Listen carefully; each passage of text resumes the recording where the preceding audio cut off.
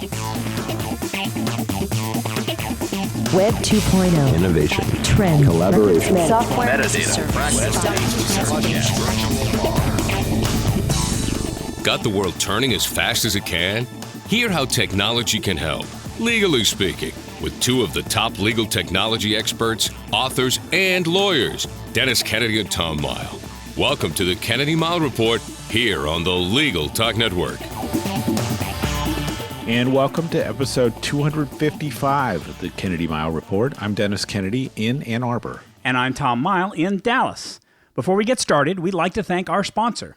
That means we'd like to thank ServeNow, a nationwide network of trusted pre-screened process servers. Work with the most professional process servers who have experience with high-volume serves, embrace technology, and understand the litigation process.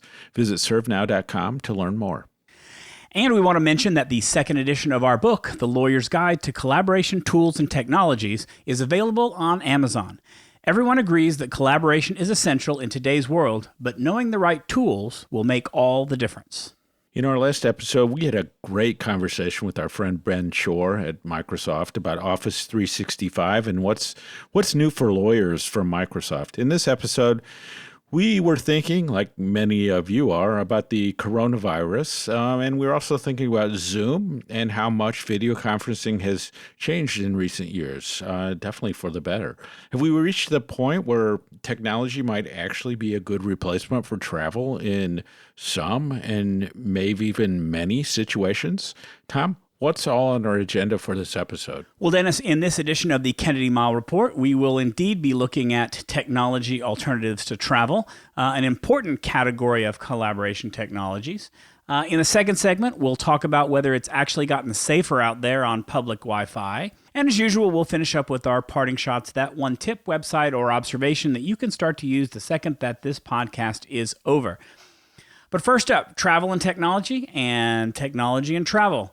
It seems that every time disaster strikes, travel suffers. 9/11, the Great Recession of 2008, I would argue, are responsible for great leaps being made in online meeting technology and other types of technologies as people reduced their travel and found other ways to meet online instead of meeting in person. With the coronavirus in the headlines every day, we thought it might make sense to revisit meeting and collaboration alternatives to travel and see how far we've come since the last disaster. Dennis, we might not have gotten the Jetsons flying cars yet, but doesn't it seem kind of like the era of video phones has arrived without much fanfare? You know, I was thinking about this the other day. I was on a Zoom meeting for Legal Technology Resource Center, and there were probably like 10 people on the phone, and there was a live meeting with people in a conference room, and the rest of us all were on video, and it just seamlessly worked really well, and you could see each other, whoever was talking. And actually, the worst connection and the hardest thing to hear and probably the most negative part of the meeting was the feed that came from the room where people were sitting in, because it was hard to hear people who were away from the microphone. It just got me thinking that we're kind of taking this video conferencing and calls for granted, and normally I don't like to be on video, especially if I'm on a phone, because it's hard to keep yourself in the video, but it's really made a difference, and I'm starting to feel a little guilty when I'm on a Zoom call and I'm audio only. Well, and I got to say, I don't want to head down a track that we didn't intend to head down, but part of the reason why you have trouble hearing, or that the worst reception comes from the people who are actually in the meeting room is that the technology works so much better when you're close up to it. And that's why the companies like Zoom or Microsoft Teams, which I'm going to talk a little bit about here, they actually will sell or put together a Zoom room or a Teams room. And it's a room that makes it easier to talk to people. And the microphones are better and they're closer and the quality is better. And I would argue that this kind of technology has gotten really good for people who are remote, but the people who are still meeting in person are stuck with, I would argue, still older technology that they haven't caught up to yet. Yeah, there's a certain amount of, can you hear me or are you online? But it usually comes from the room itself. So I guess the big question that I had, Tom, is given each of our sets of anxieties, which of the two of us do you think has more pandemic anxiety? Usually I'm second to none on pandemics, but where are you at these days? Well, I mean, my guess here is that because you're the one who suggested the topic, that you have the greater pandemic anxiety. I will tell you that I found a great website where Johns Hopkins is populating sort of the totals of what's been happening worldwide, which is kind of fascinating to watch and see where things are coming from and what kinds of things are happening. But I am not really, other than the financial effects of the whole thing, I've not really been able to see the real effects of it here, at least in the United States. Is that we haven't had a lot of issues, but everybody that I see is saying we're at that sort of tipping point right now where it could tip over into pandemic stage, which I think will be kind of interesting to see. I would guess first pandemic. Is that our first pandemic in our lifetimes, or has there been something that I've missed and didn't pay attention to? No, there's been a few things. They haven't really reached out to us, and then you can always say that the flu every year, and especially this year, is pretty significant in itself. Yeah, I don't know. I just flew, and I just think that airports are just a great way for pandemics to spread, especially with those Dyson hand blowers blowing viruses all over the place. But let's get off of that track. And I think that's just one of many things leading us toward alternatives to travel. And for me, and I don't know whether you agree at this time, I just think that plain old work from home is the biggest driver of the remote and video collaboration tools.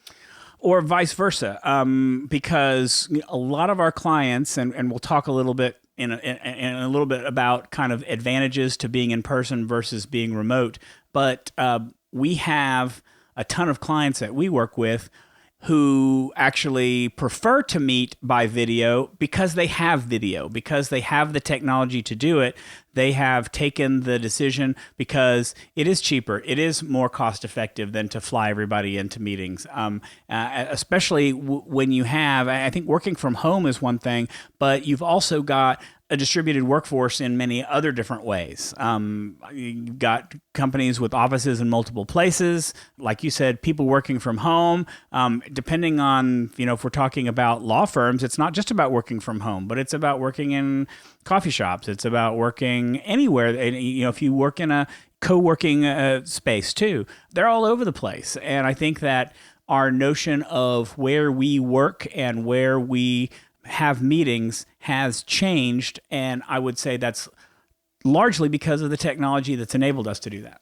Well, especially on the video. I mean, I still think that microphones and picking up people's voices is still the weak link on a lot of this. But I was trying to figure out whether the tech has gotten so much better or we've kind of adapted to the tech as it is. And this is sort of this notion of like the video phoning has kind of snuck up on us, that it just got better and maybe it got good enough and all of a sudden it just seems really good. And I don't know whether we partly adapted to that or that it's gotten better. It's probably a little bit of both, don't you think? So I think the tech has gotten a lot better. I think that we've adapted some better, but I'll give you a story of what happened to me last week that will show that we still have a ways to go. I have a volunteer group. They're all lawyers that are on the group. They are lawyers in different areas. One is a judge, one is in a big firm, one is in a small firm. We've got multiple people from different areas of the practice of law. And I set up a Zoom meeting, and it was as if I had set up a meeting with aliens from outer space, and no one knew how to do it. I kept getting emails saying, oh, I need to download this for my IT department. I go, no, you don't. You can access it through a web link, and you can just take the call from your browser, and you don't even have to download or install anything. Or I couldn't get it to work on my computer, so I'm using it out here on my phone, and I can't actually see anything. I'm like, well, if you downloaded the app, you could see everything because we can share your screen with you. And so it's amazing to me how actual little adaptation there has been for many in the legal profession, that they just don't understand these because, and I've got to believe it's just because there are still lawyers who don't have to meet remotely with other people. They still have very local practices. They meet in person because they're all in town with each other. And but it still struck me that I think we still have a long way to go to catch up to the technology that has gotten better for us. Well, I mean, let's talk about Zoom. I mean, I think that Zoom in my world has become ubiquitous. It's almost like it's become a verb. It's like let's Zoom this, and and so it's really surprising me when you think of WebEx and the other platforms, how much people have gone to Zoom, and how it is one of those things you just go into the app and it works. You can do audio and video. You can like everything just seems really laid out. You can share your screens, and I think it's that sort of simple approach to it, really good focus on the functionality that you really need without kind of, loading up on features. But it's just surprising to me how much it is that everything is Zoom for me. And I would say anytime that somebody wants to have a call with me, I get an invitation for a Zoom meeting. And that's the route I'm going. To sort of like, in some ways, it's like the easiest decision in legal tech, especially if you're, one person or a small place, or if you have tech clients, or that you're just going to go with Zoom because that's what everybody else is using.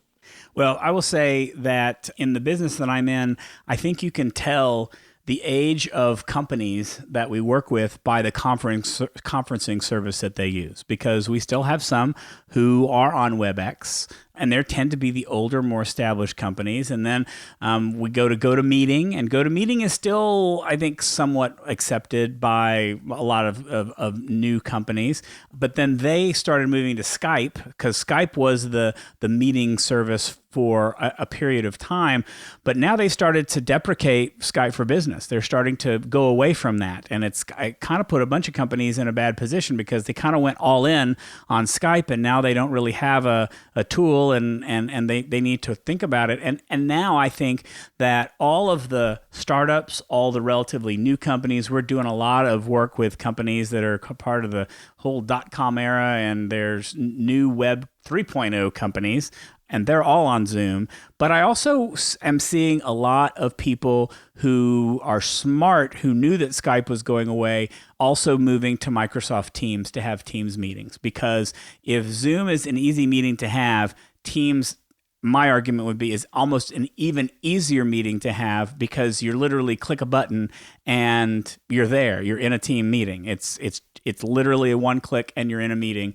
The thing I like about Teams is that you can actually hold live events there. So it doesn't have quite all the bells and whistles of Zoom, but it's pretty close. And if you're working in the Microsoft environment, I think it's a good option for, it's probably not a great option for volunteers where you're all coming from different places and not everybody's going to be using it. But if you're in a law firm or you're in a company, I think that using something like Teams makes as much sense as using Zoom.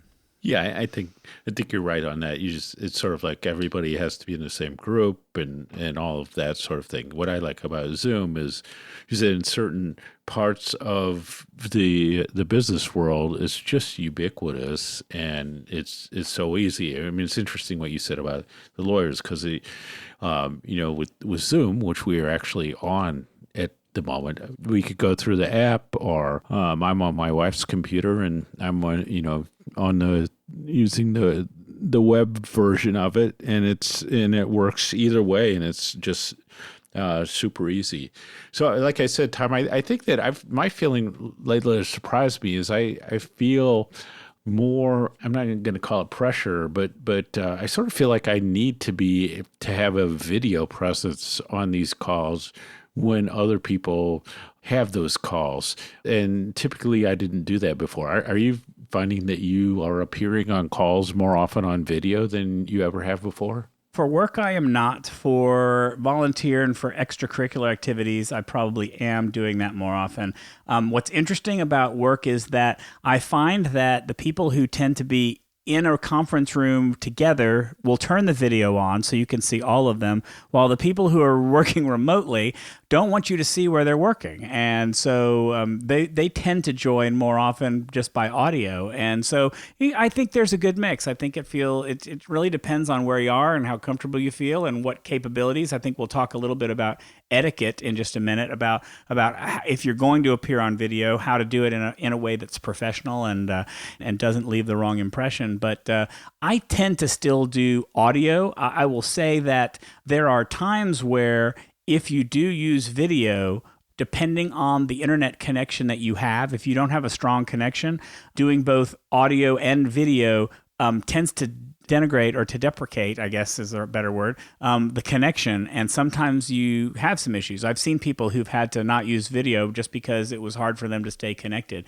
I still think we're in a day where the internet connections are not all that great, and that may be a factor leading to some people deciding not to appear on video. Yeah, I don't know. I haven't experienced that much. A lot of times it's the audio that starts to cut out and to become the problem, which kind of historically has been the case. What I notice in Microsoft team meetings is we have one consultant who admittedly lives way out in the desert where internet is hard, and we can have an audio call just fine, but the minute that he shares his screen, the audio begins to suffer. And so I find that being able to do two parts of the meeting can be difficult. Having the hearing part and the seeing part, it maybe not a video thing, but bandwidth definitely contributes to the way you participate on some of these calls sometimes. And then let's talk about the joys of having older eyes and participating in a call on your smartphone and then having somebody share the screen, which is feels like you need a microscope for that.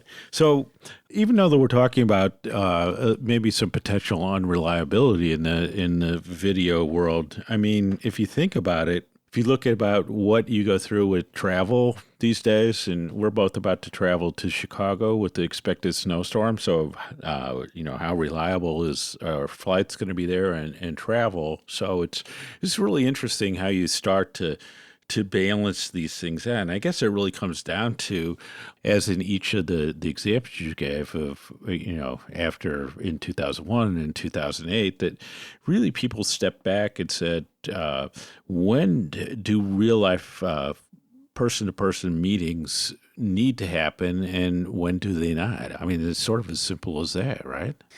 I think it is. And I think that, the way that I judge it is really two things. What I notice the difference between an in-person meeting and a remote meeting is your interaction is much better. Even on a video call, I find that it's hard to engage with a person in a way that, in the same way that if you're sitting there 2 feet away from them and looking them in the eye. I get, we used to talk about the whole telepresence thing, which I think was the big deal a while back, about kind of being able to see these floor to ceiling videos across and you could literally, like you were in the room with them. These videos aren't the same. And I think that, to me, you can just connect better on a level. We find when we go interview people at our clients that the interaction is so much better in person. I think the other thing that video tends to lead to, and it really depends on how the video is done and how it's set up and how the person, where the camera is located.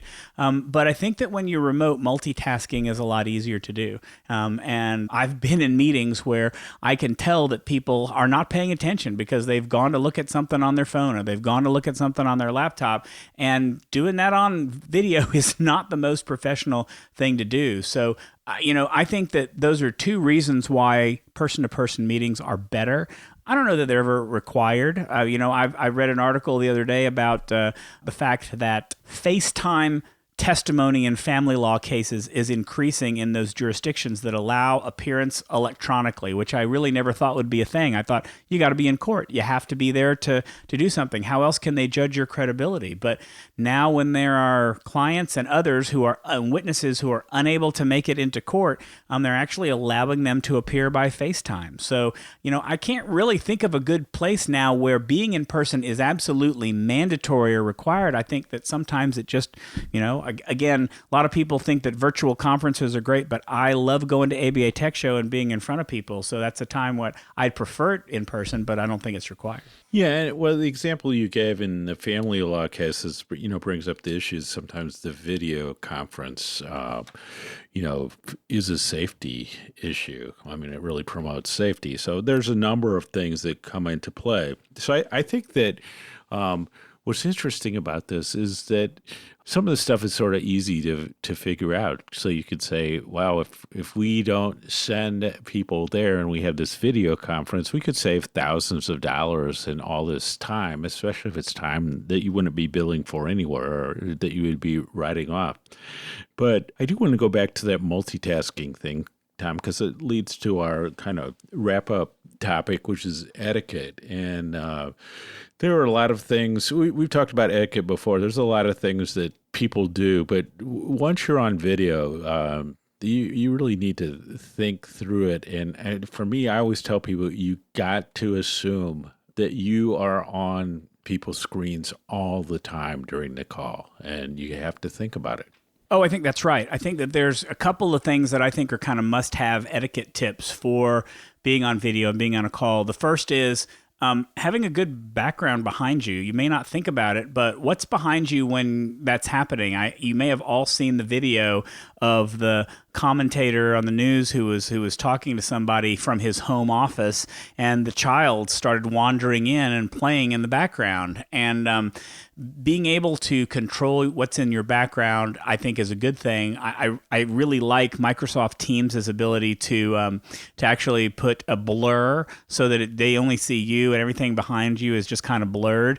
Zoom actually will allow you to put things behind you as well. You can put an image. You can, if you use a green screen, you can actually use a green screen there and put anything behind it. So those are both pretty cool. I think being respectful, using the mute button as often as possible, because if you are remote, we understand you may need to take a call. Somebody may come into your office. You may have other things that disturb things. So use the mute button when you're not talking, when you don't need to be there. Don't treat people to your heavy breathing and to other issues that are going on. By the same token, dress appropriately. Although you can work from home in your pajamas, don't show up in your pajamas on a video call unless everybody else is wearing pajamas. I mean, don't dress to reflect the meeting that you happen to be in. And then I think it goes without saying, don't multitask. That's just not a good idea during a meeting, whether you're in person or remote. Dennis, do you have any extra tips? Yeah, just a couple ones on your video. I think that you really have to consider lighting. So you kind of want to get an idea of what you look like and light yourself well. And that means both from above you and below you. So you don't have like dark shadows and those sorts of things. So just pay a little attention to that. Like Tom says, you do need to dress a little bit, but I always like to just go with a solid shirt, because sometimes stripes and other patterns can do some weird things. And then you do want to kind of test out what you're looking like, because it's so you're not too close to the camera and scaring people and stuff like that. So I think of it's not a performance per se, but some of the performance aspects are things you need to think about. And I guess my last thought, Tom, is that this goes back to our notion of co-collaboration that we talked about in our book, that as you look to select these tools, you're always going to want to consider what's the other people involved use and what makes things easiest for everyone. And so you may have this idea that you're going out to find the best possible tool, but what you really want is the tool that works best for the collaboration that you are working on. All right, before we move on to our next segment, let's take a break for a message from our sponsor. Looking for a process server you can trust? ServeNow.com is a nationwide network of local pre-screened process servers. ServeNow works with the most professional process servers in the industry, connecting your firm with process servers who embrace technology, have experience with high-volume serves, and understand the litigation process and rules of properly effectuating service. Find a pre-screened process server today. Visit www.servenow.com.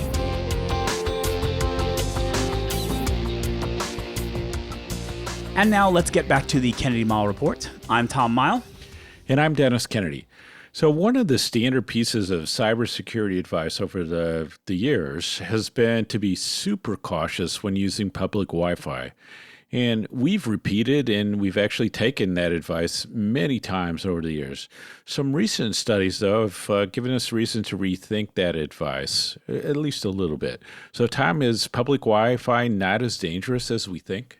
So the article that you reference, which we'll post in the show notes, makes the argument that, quote, public Wi-Fi is safer than ever, end quote, which to me sounds a little bit like saying air travel is safer than ever, so let's lay off all the security checks. And maybe that's an extreme analogy, but I don't think that my advice around using public Wi-Fi has changed any, regardless of how safe it might be. Yes, it's safer because encryption of websites has improved. That's improved or fixed which I think is our biggest security risk to Wi-Fi.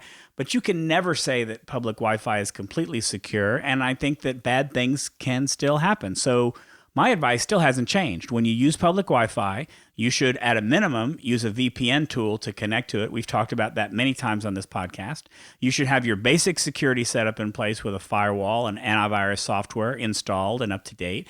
Even with a VPN, it probably still isn't a good idea to access very sensitive sites like your bank, stuff like that. Now, some of our friends I'm seeing these days actually are recommending not even using public Wi-Fi at all because they're saying that VPNs themselves are not that secure. I'm not quite that far. They recommend instead using a hotspot with your phone's data plan or maybe buying a hotspot as a standalone device.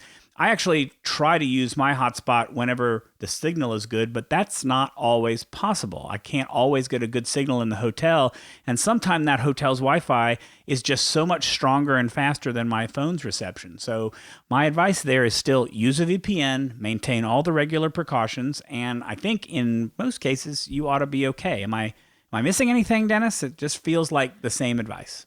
No, I think you're back there. I think that you're right. Things are more secure, and if you, so what I would say is use some common sense there. So if you're in a hotel and a whole bunch of different Wi-Fi networks come up, and one of them has the hotel name and the others have a bunch of weird names, so you obviously want to use the one the hotel told you to use. The VPN, I use NordVPN, is really essential. And then I think in some cases you would have like a portable router that would help. So I do that. And then I think you need to think about what it is that you're doing on these things. So Tom talks about sensitive sites. Part of my thing is I usually do not like to type any passwords in when I'm on any kind of public Wi-Fi thing, and I'm definitely not buying anything with a credit card.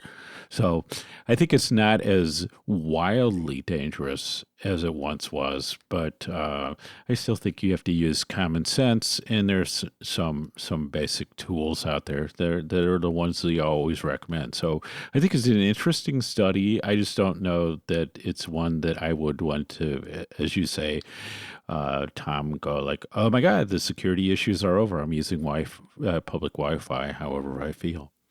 So now it's time for our parting shots. That one tip, website, or observation you can use the second this podcast ends. Tom, take it away.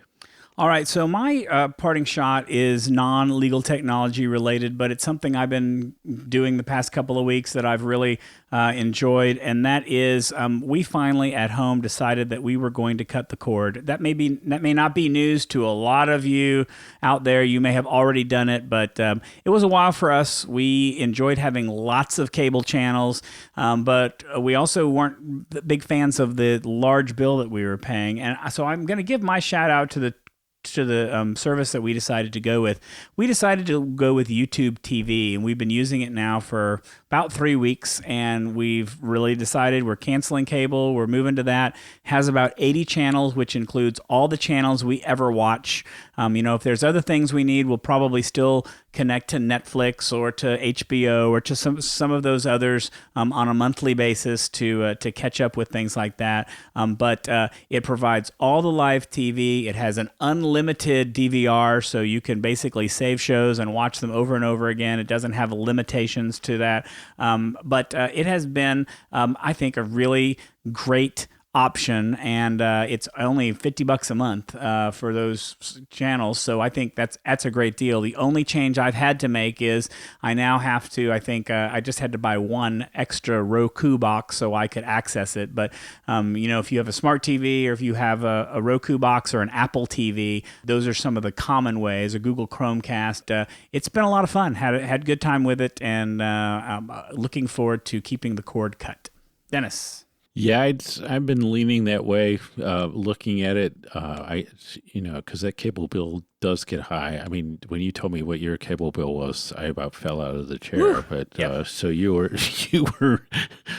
more motivated than many on that. So definitely on my agenda for this year. So. My parting shot is, we've talked in the past, I think it was several years ago when we first started talking about 3D printing and the changes it's going to bring to the legal profession and other things. So there was a great article on bespecific.com, and Tom will put it, of course, have a link in there, but it's called 3D Printing is Changing the World. Just a really nice list of all the things that 3D printing is doing now. And I think people would be surprised. Some of my law students are already interested in what you can do with 3D printing for trial exhibits. I had a conversation the other day where people were talking about printing, meat and other foods. So there's a lot going on, and they're 3D printing houses in China. So anyway, so to the extent that you want to get up to speed on what all is happening in the 3D printing world, which I think is important for many lawyers, especially on the litigation side, this is a great article to do that. So that wraps it up for this edition of the Kennedy Mile Report. Thanks for joining us on the podcast. You can find show notes for this episode at Legal Talk Network. If you like what you hear, please subscribe to our podcast in iTunes or on the Legal Talk Network site, where you can find archives of all of our previous podcasts with transcripts and show notes. If you'd like to get in touch with us, you can always reach out to us on LinkedIn or leave us a voicemail. Remember, we like to get messages for our B segment. That number is 720-441-6820. So until the next podcast, I'm Tom Mile. And I'm Dennis Kennedy, and you've been listening to the Kennedy Mile Report, a podcast on legal technology with an internet focus. If you like what you heard today, please rate us in Apple Podcast, and we'll see you next time for another episode of the Kennedy Mile Report on the Legal Talk Network. Thanks for listening to the Kennedy Mile Report. Check out Dennis and Tom's book, The Lawyer's Guide to Collaboration Tools and Technologies, Smart Ways to Work Together, from ABA Books or Amazon. And join us every other week for another edition of the Kennedy Mile Report, only on the Legal Talk Network.